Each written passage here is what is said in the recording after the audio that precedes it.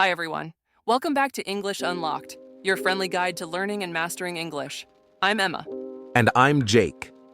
Today, we have something exciting to share. If you want to improve your English, having the right books can make a huge difference. That's right, Jake. In this episode, we'll talk about the top 5 English learning books you should read. Whether you're a beginner or want to take your English to the next level, these books are for you. And don't worry, we'll break down why these books are helpful and how you can use them to learn faster. We'll also share tips on how to make learning from these books easier and more fun. Ready to dive in? Let's go. First on our list is English Grammar in Use by Raymond Murphy. It's one of the most popular books for learning English grammar. Yes, this book is perfect for intermediate learners, but beginners can use it too. It explains grammar rules clearly and gives lots of practice exercises. One thing I love about this book is the simple explanations. You can learn tricky topics like verb tenses and prepositions without feeling confused. Each grammar point is presented on the left page, while the right page is full of exercises to practice what you've just learned. Another great thing is that it's a self-study book.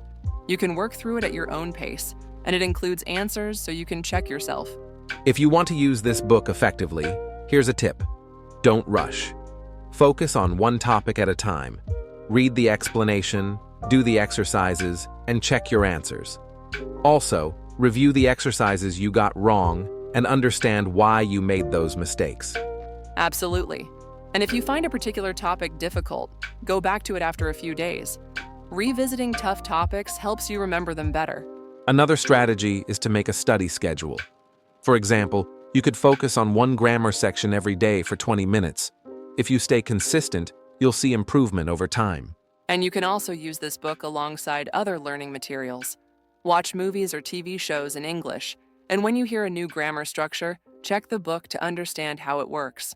Now, Jack, the next book is Word Power Made Easy by Norman Lewis. This book helps you expand your vocabulary in a fun and interactive way. Exactly. It's full of word-building exercises and teaches you how to use new words correctly. One of the best features is that it breaks down complex words by their roots, prefixes, and suffixes. That's a powerful learning method. By understanding word roots, you can guess the meaning of unfamiliar words. For example, the root bio means life, so words like biology and biography are related to life.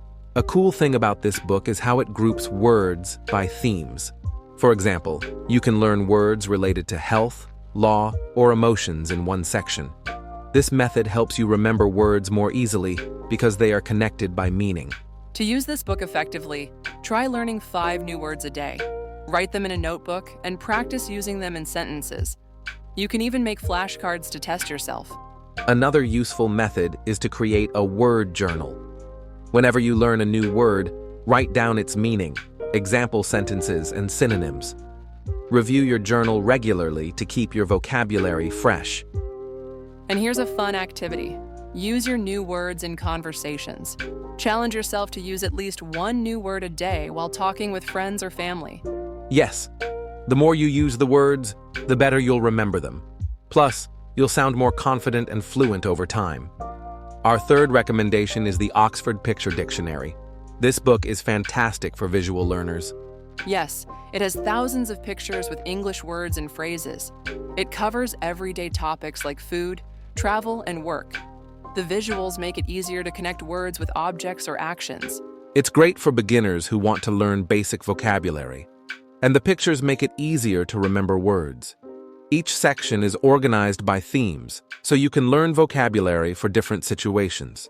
If you're using this book, try this. Choose one page each day, learn the words, and practice saying them aloud. You could also try describing the pictures in full sentences to practice forming complete thoughts. That way, you'll build your vocabulary step by step. Plus, it makes learning more fun. You can even quiz yourself by covering the words and trying to name the pictures. Another great idea is to label objects in your home using sticky notes. For example, write refrigerator and stick it on your fridge. Seeing the words daily reinforces your memory. Number 4 is the Cambridge English Vocabulary in Use series. These books are available for different levels, from beginner to advanced. What makes these books special is how they focus on words you actually use in real life. Each chapter has explanations, examples, and exercises. It also includes tips on using vocabulary in context. To make the most of this book, I suggest choosing a chapter that interests you. Practice the words and review them after a week. For example, if you love travel, start with vocabulary about trips and transportation. And don't forget to listen for these words in conversations, movies, or podcasts. When you hear them often, you remember them better. Try to imitate how native speakers use the words in their speech. Finally, we have The Elements of Style by William Strunk Jr. and E.B. White. This classic book helps you improve your writing skills. It focuses on clear and simple writing. You'll learn important rules, like how to structure sentences and avoid common mistakes. It's perfect for anyone who wants to write emails, essays, or reports effectively. Even if you're not writing essays, this book helps you express your ideas clearly in everyday communication. A helpful tip: read one section each week and try applying the rules in your writing. Practice makes perfect. You could also rewrite old messages using better grammar and clarity. So, how do you know which book to start with? It depends on your level and goals. If you want to master grammar, start with English Grammar in Use. For vocabulary, try Word Power Made Easy or the Oxford Picture Dictionary. And if you want to improve both vocabulary and writing, go for the Cambridge English Vocabulary and Use series and the Elements of Style. That's it for today's episode. Until next time, keep practicing and stay curious.